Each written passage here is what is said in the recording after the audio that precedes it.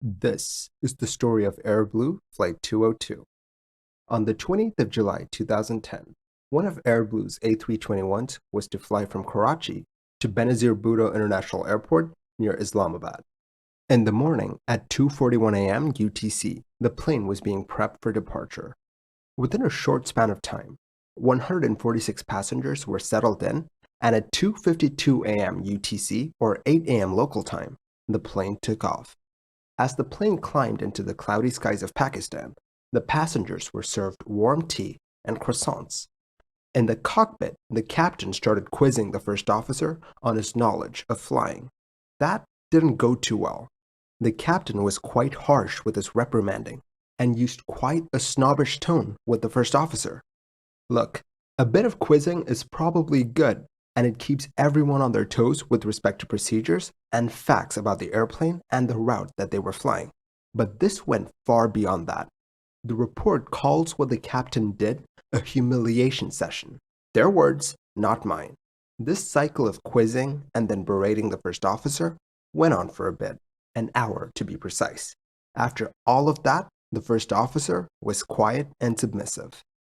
When they were 155 nautical miles from Islamabad, the pilots tuned into the ATIS, a broadcast that constantly broadcasts information about the airport.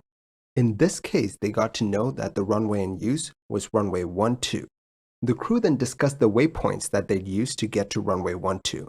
They also checked the weather at the airport and at their diversion airports. The captain was then told that he'd have to do what's known as a circling approach. In this case, the captain would line up with runway 30 using the ILS. Then, once near the runway, he would turn to the right, circle the airport by making left turns, which would put them exactly where they needed to be to line up with runway 12.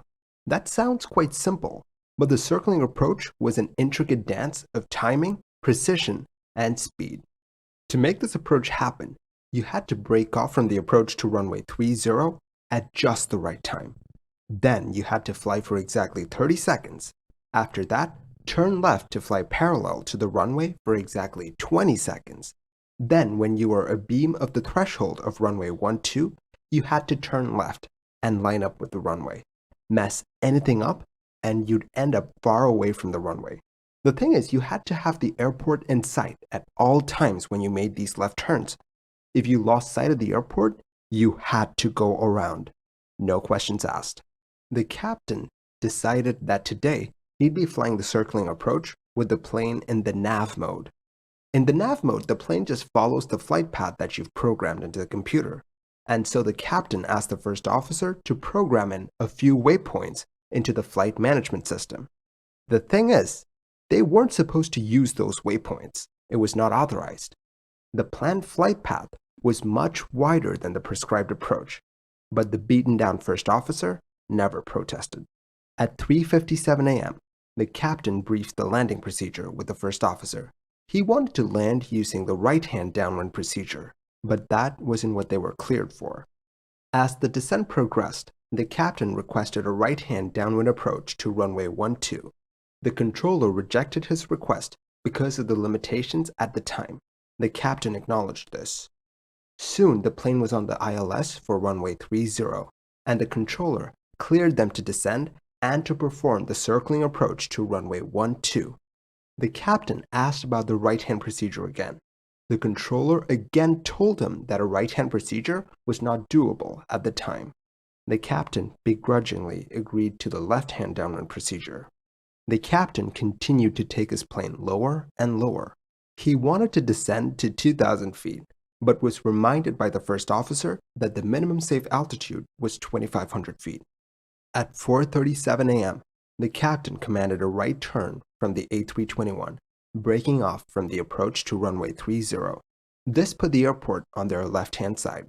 The circling approach was afoot. As the jet flew the pattern, it started to drop, breaking through the lower limit of 2,500 feet, and it was descending to 2,300 feet. Even though the plane was slower than it should be, the crew commanded a left turn to 300 degrees through the autopilot when they were abeam of runway 12.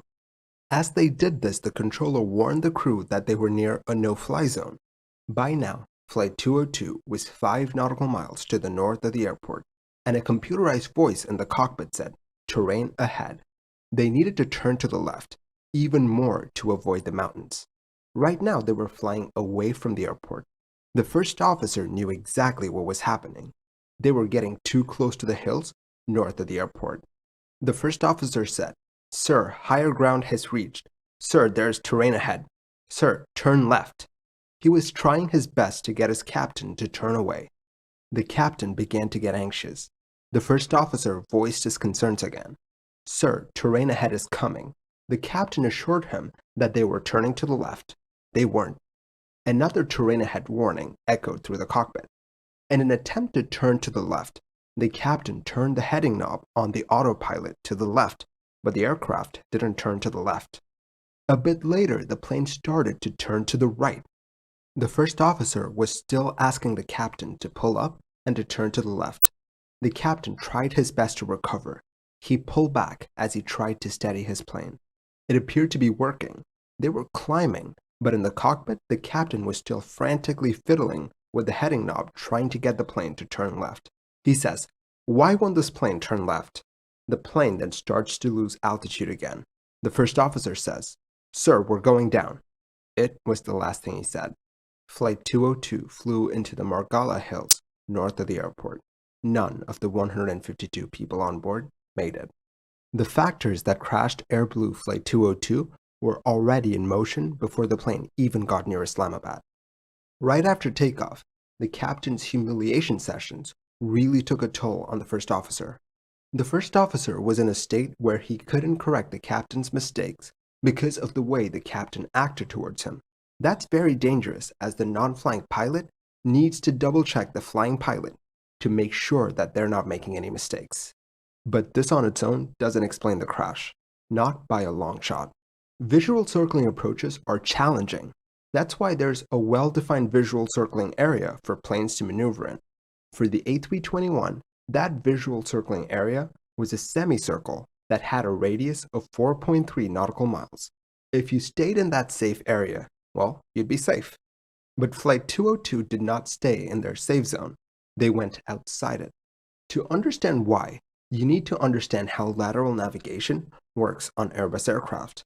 Basically, you have two modes, a nav mode and a selected mode. In the nav mode, the plane follows a flight path that is defined by the pilots. In the selected mode, the plane flies what the pilot selects. For example, in the selected mode, if you want the plane to fly due north, you can turn the heading knob to 000 and the plane will fly north. On the accident flight, the captain decided to use the nav mode, which was not allowed. He basically told the computer of his intentions to land on runway 12. Since a nav approach to runway 12 did not exist in the computer's database, it auto-generated a final waypoint called CF on the extended centerline of runway 12. The thing is, this auto-generated final waypoint was well outside the safety area of the circling approach. But the captain did nothing. He asked the first officer to program the flight path to that final waypoint using unauthorized waypoints. The end result was that the programmed flight path was much bigger and wider than the correct circling approach procedure, taking them well outside the safety area for extended periods of time. Here's where something absolutely pivotal happens. As they broke away from the approach to runway 30, the controller suggested that they fly a bad weather circuit, a slight modification of the circling approach that would help them through the bad weather that they were in. But the captain's response to this is absolutely shocking. He turns to the first officer and says, "Let him say whatever he wants to say." End quote. The captain just brushed off the suggestion of the aircraft controller like it was nothing. Doing what the controller suggested would have saved their plane. But the captain just didn't care. Now, the plane was flying towards the unauthorized waypoints in an attempt to line up with runway 12. What they didn't know was that they were headed for mountains as well. Then the captain took the plane below the minimum safe altitude of 2,500 feet, and the first officer said nothing. The time finally came for the plane to turn left so that it could line up with runway 12. So the captain turned the heading knob on the autopilot panel to the left so that the autopilot would take the plane to the left. But it didn't. You see, he made a crucial mistake.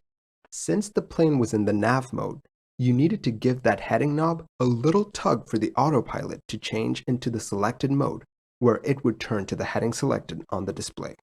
In that high-pressure environment, he forgot to do that, and the plane continued on its course towards the Margalla Mountains. As all of this happened, in the cockpit, the captain was starting to freak out a bit. His plane just wouldn't turn to the left, and he couldn't figure out why. In his frustration, he kept turning the heading knob to the left in an attempt to get the plane to turn to the left without tugging on the heading knob. This is why the plane turned to the right instead of the left. When you tell the autopilot to turn to a particular heading, it's going to do that in the fastest way possible. Let's say you're flying due north and you tell the autopilot to turn west. The easiest way to do that is to turn 90 degrees to the left. If you wanted to turn due east, that would be a 90-degree turn to the right. At first, the heading selected would have been 270 or something, but he kept turning the knob to the left, so the selected heading kept going down. It went to 270 to 150 and all the way down to 086 degrees. That's almost due east. Then the captain finally pulls on the heading knob, and the autopilot begins a turn to a heading of 086 degrees, almost due east from their current heading of 300. What's the easiest way to fly eastward from a northerly heading? That's right, a right turn. So the plane turned to the right when the captain was expecting a left turn. This confused him even more and set the stage for the disorientation that was about to come.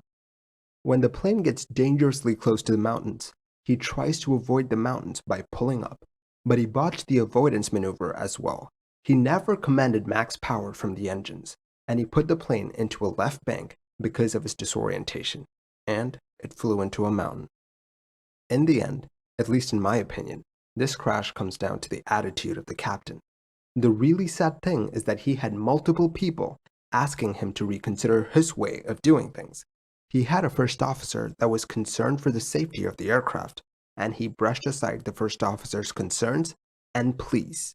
The air traffic controller knew that they were in trouble and suggested that they do a bad weather circuit. That would have definitely saved the plane, but this captain just said, let him say whatever he wants to say, showcasing a scary amount of nonchalance from the captain. That one phrase, let him say whatever he wants to say, perfectly encapsulates the captain's attitude throughout the flight. He just didn't take other people's opinions into his decision-making, and 152 people paid for his mistakes. What do you think of all of this? Let me know your thoughts in the comments below. If you want to watch another video like this, I highly suggest my video on Armavia Flight 967, link on your screen right now. Thank you for watching this episode of Mini Air Crash Investigation. If you like the videos that I make, do consider liking and subscribing. It will really help the channel grow. I'll catch you guys next time. Stay safe.